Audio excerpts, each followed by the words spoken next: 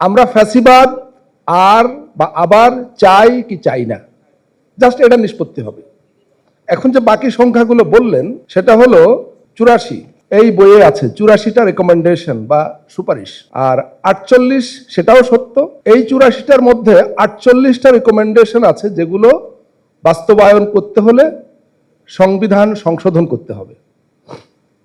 আর 4 যে সংখ্যাটা কেউ কেউ বললেন সেটার ভিত্তি হলো এই জুলাই জাতীয় সনদ 2025 বাস্তবায়নের জন্য রাষ্ট্র যে আদেশ জারি করেছে, জুলাই জাতীয় সনদ 2025 বাস্তবায়ন আদেশ ব্র্যাকেটে সংবিধান সংশোধন, সেই আদেশে এই 48টি বিষয়কে 4টি ক্যাটাগরিতে ভাগ করা হয়েছে।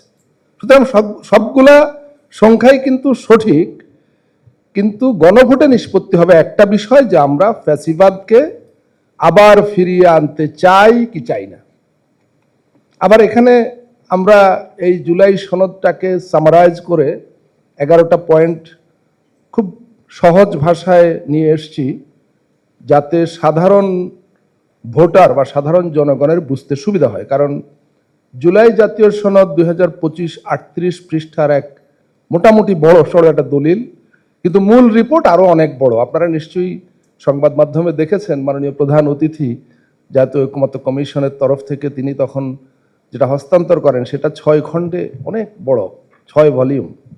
সেটার সামারি হলো জুলাই জাতীয় সনদ 2025, আর তার সামারি হলো এটা। সুতরাং এটার নানা প্রয়োজনে রূপান্তর ঘটেছে।